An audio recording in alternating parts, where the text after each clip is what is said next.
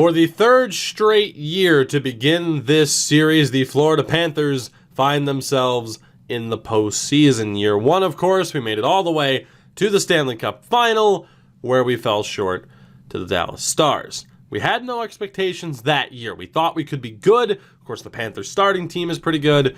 We never expected the Cup. The next year, things were looking good. We had Brendan Gallagher and Nick Foligno. We get expectations of, at least more than what we had, and we choke in the first round. This year, wasn't quite so sure if the expectations would be there. Really relying on a lot of the members of our young core, Tippett, Heponiemi, and Borgstrom. We go on to have a spectacular regular season, and as a result, the expectations are high yet again. What will this team be capable of here now that we're in the postseason? Of course, versatility has been the key. A lot of changes we could make, but the roster that got us here is the roster that will be starting this series against Montreal. Huberdeau, Barkov, Tippett, Heponiemi, Borgstrom, Trocheck, Vetrano, Hunt, Connolly, Sarela, Achari, Howard, which has been a phenomenal fourth line. Defensively, Sergachev, Yandel, Matheson, Ekblad, and Carl Dahlstrom, Anton Strawman. Bizarre that this pairing is as good as it is. Dahlstrom, there was never any intention for him to play. He was spectacular this year as a defensive defenseman. I can't complain. We'll see ultimately whether or not it works out for us, though. The big question mark is Sergei Bobrovsky. To the surprise of absolutely no one. You see his numbers from the postseason last year. Not great, and that's why we fell short. 5 years left on that deal. 4 years after this one. We need Bob to show up.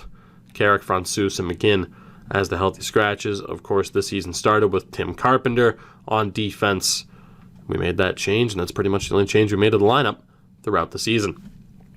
Again, is this team capable of great things? Yes, but we just don't know which version of the team is going to show up, and in particular, we do not know which version of Bob is going to show up. But in the meantime, let's take a look at what we are up against. This is the Habs team. Taylor Hall signs in Montreal. $9.3 million for the next 6 years, 5 years really. Hall is a Hab, as so many Habs fans desperately wanted. Arizona, Columbus, and now Montreal. 3 teams in 3 seasons. Max Domi centering the line, and of course we sent Brendan Gallagher back. He ended up re-signing, and there's no way we were going to sign him to that. It just wasn't going to happen. Not that he isn't worth it. It's a pretty damn good contract. I mean, especially 72 points last year, 76 this year. Really good player. No doubt about it, but we were never going to sign him to that. Second line is Jonathan Drouin, Jesperi Kotkaniemi, and Nick Suzuki. All 3 looking great. Suzuki is a legitimate first liner, and Kotkaniemi signed for 7.5, basically. Kovalchuk still playing next to Philip Deno, and Dennis Malgin ends up staying in Montreal. Of course, we traded him there in the Gallagher deal last year. He had 38 points this year. Not bad. Not bad at all. Fourth line of Marcus Foligno, Jake Evans, and Paul Byron. Very good team. That top 6 is filthy. That's a really good third line. Defensively, though, is where we might have the advantage, and indeed we do. Shea Weber down to an 82 at 36 years old. That contract still looking rough. He's on the top pairing next to Jeff Petrie. Second pair, Brett Kulak and Noah Juleson. Third pairing of Roman Polak and Cale Fleury.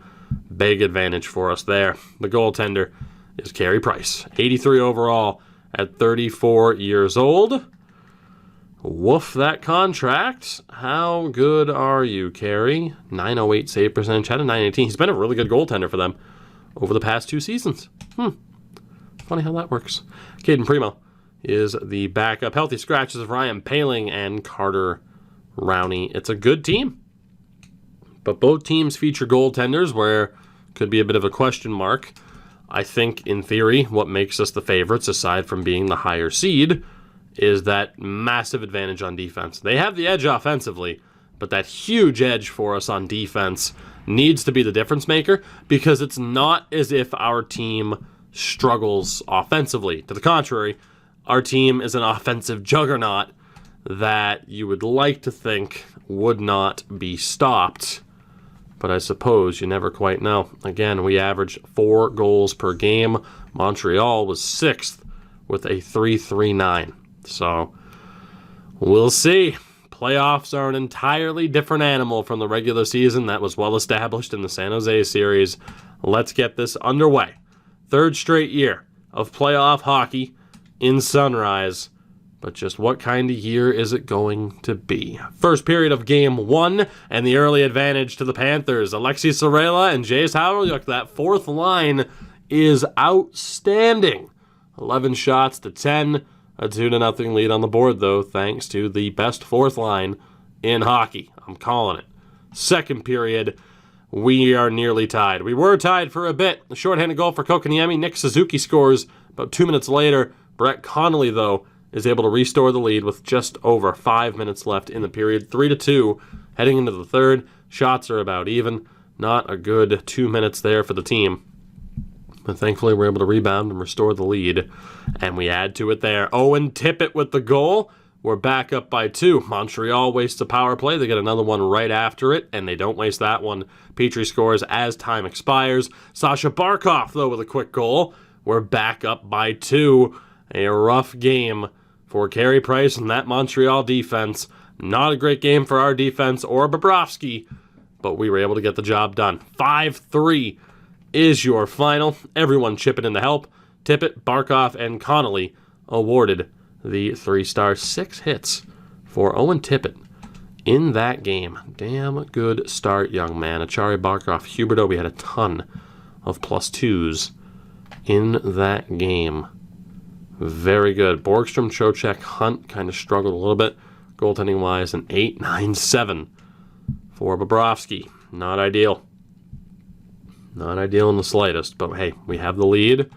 I can only complain so much. The Thunderbirds will be playing their final game of the regular season. They won the division, which is not surprising. They won the conference, which is not surprising. Again, they have a stacked team as Emmy makes her presence known. So flat out, I don't remember what the hell I was talking about. Probably talking about the Thunderbirds and how they had a phenomenal season. We'll see what happens with them. Let's just jump into Game 2. Had to make a jump cut there because, again, the dog's like, oh, hey, you know how I went outside 30 minutes ago? Let me out again. And I have no choice. That's just what you have to do. So it's Game 2. Let's do this. See what the hell we're dealing with. Sergei Bobrovsky, if you could please actually show up, I'd really appreciate it. First period, advantage Montreal. Malgin, the former Panther, with the opening goal. 10 shots apiece. But right now, goaltending is the difference. Dennis Malgin with the goal. Second period, and now all of a sudden the tables have turned. Howryuk scores again from a terrible angle. Vinny Trocheck with a late goal on the power play gives us the lead. We outshot them 12-5 that period. Scored 2 goals to 0. We have the 1-goal lead heading into the third for the second game in a row. Power play chance goes to waste. Not a good sign. And there you go. Taylor Hall scores. We are tied. Will we be able to get the next goal that we oh so desperately need? We haven't put up any shots lately. There we go. Please. Overtime, is it on the horizon? Yes, it is. And matter of fact, it's here. Hall and Mulligan with the goals. Howryuk and Trocheck. We go to overtime.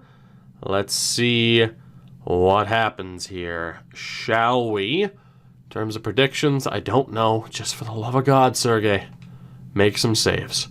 Overtime in Game 2 as the Habs pull off the comeback.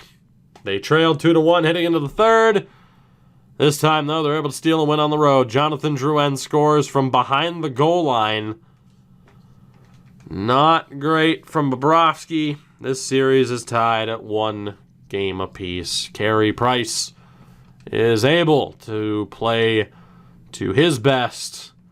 Sergei Bobrovsky very much did not play to his. Aaron Ekblad and Michael Matheson were absolutely horrific in that game, as was Bob. That's now 2 games with a sub-900 save percentage to start the series.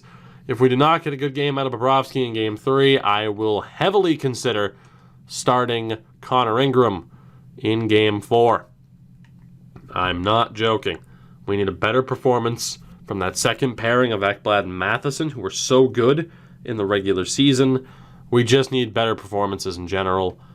Let's do this. Game 3, up in Montreal. Let's see what version of this team shows up. The high-scoring offense showed up in Game 1, not so much in Game 2, and Bobrovsky hasn't shown up in either game. Game 3, first period, 1 goal apiece. Heponiemi gets his first ever playoff goal. Kotkaniemi is able to score 10 minutes later to tie it up. Slight edge in shots for Montreal, but we are tied at 1.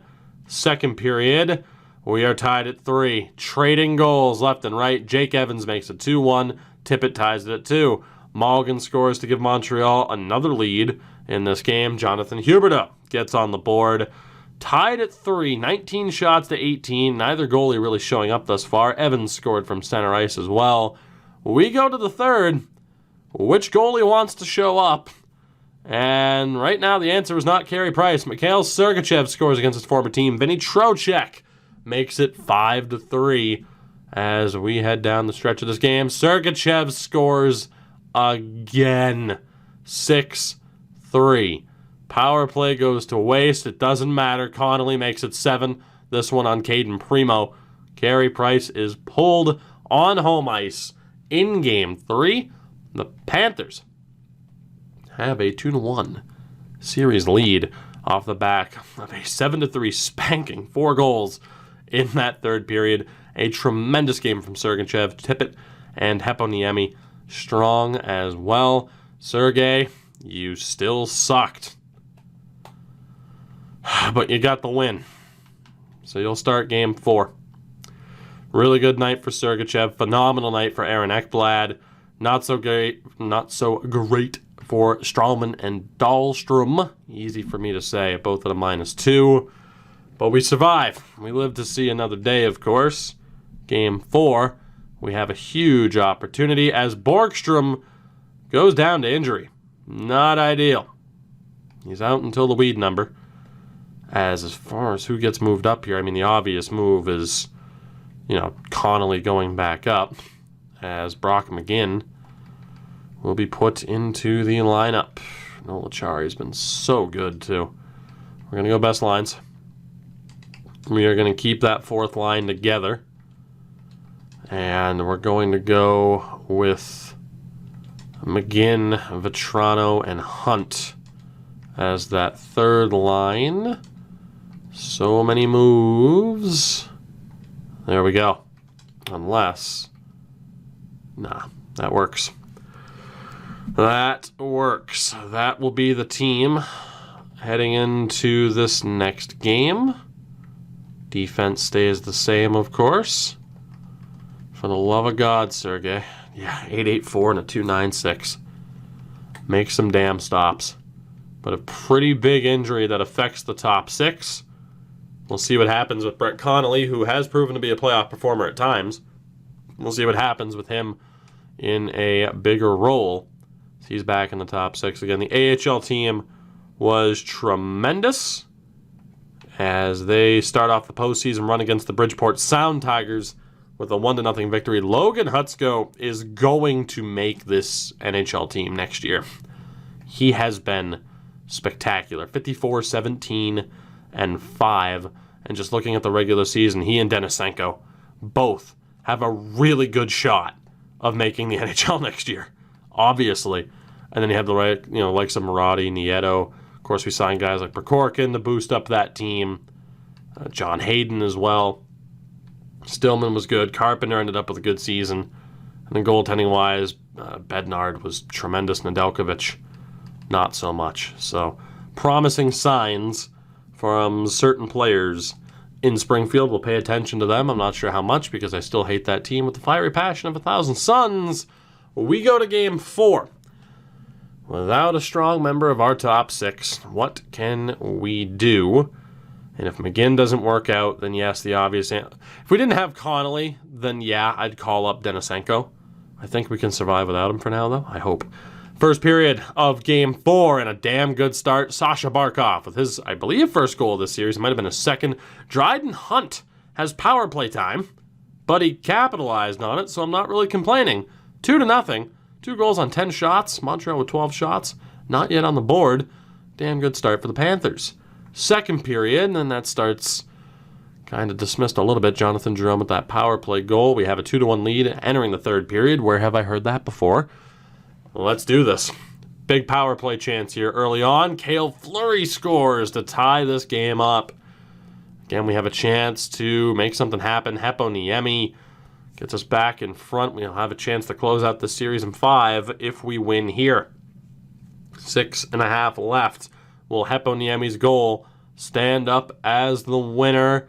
The Panthers have a 3-1 series lead on Montreal. Big goal, the biggest of his career for Alexei Heponiemi, and Sergei Bobrovsky finally shows up. Thank God for that.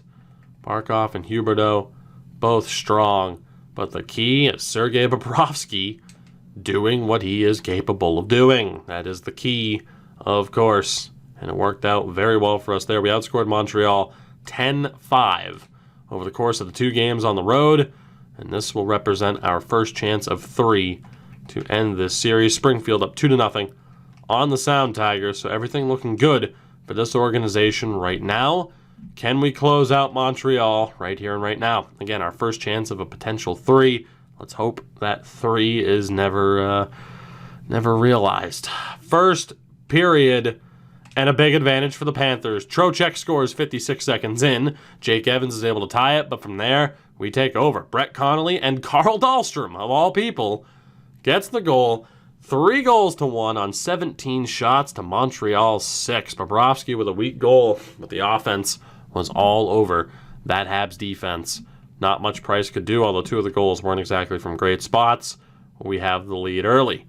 Second period, it stays the same. Still a 2-goal lead. Kovalchuk scores for the first time in this series, but Jonathan Huberdeau with a late goal sees us up by 2 as we head into the third. Just 13 shots for the Habs to this point.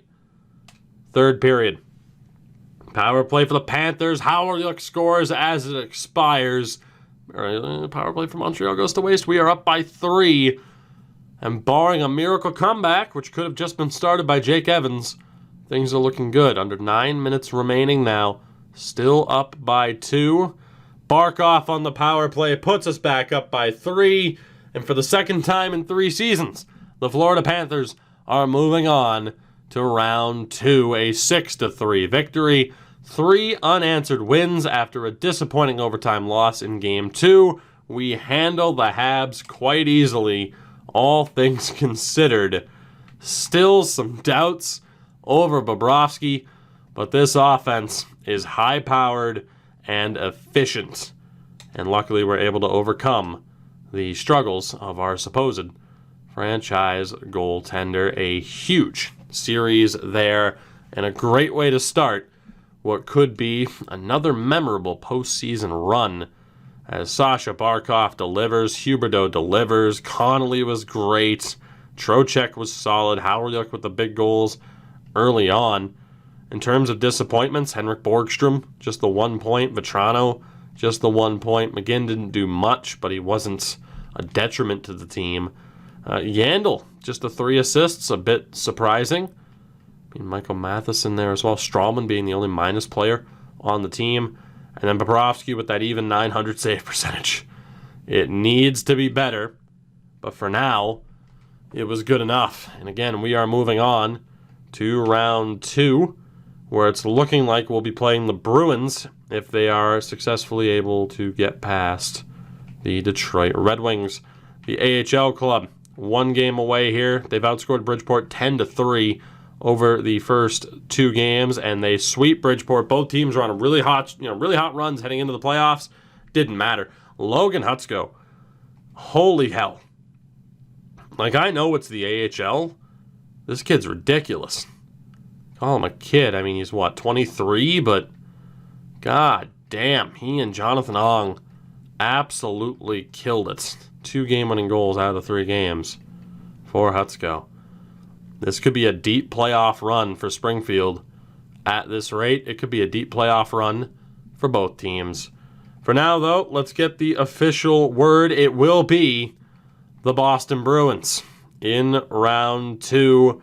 We get past Montreal, and now we get to play Boston. Wouldn't have it any other way. Over in the West, Chicago beat Colorado. Dallas over Winnipeg. The Sharks swept Edmonton. I hate that they're making it to the second round all the time. And Minnesota beat Vegas. So you have Dallas, Chicago, San Jose, and Minnesota. Over in the East, Washington beat Pittsburgh. Buffalo over Philly. And, of course, we have our matchup with Boston. We'll see what happens. But for now, a damn good start for us. We just need Bobrovsky to show up consistently, and good things could happen. Hope you enjoyed the episode. If you did, support the video, support the channel if you cared to, beyond, of course, watching, which is the most important thing to me, and I thank you very much for that. Check out everything in the description if you haven't already. Of course, Twitter, Insta, the Discord, the Patreon as well, and a shout out to all of my patrons over there. I love you. I will see you guys in the next one, round 2 against the Bruins.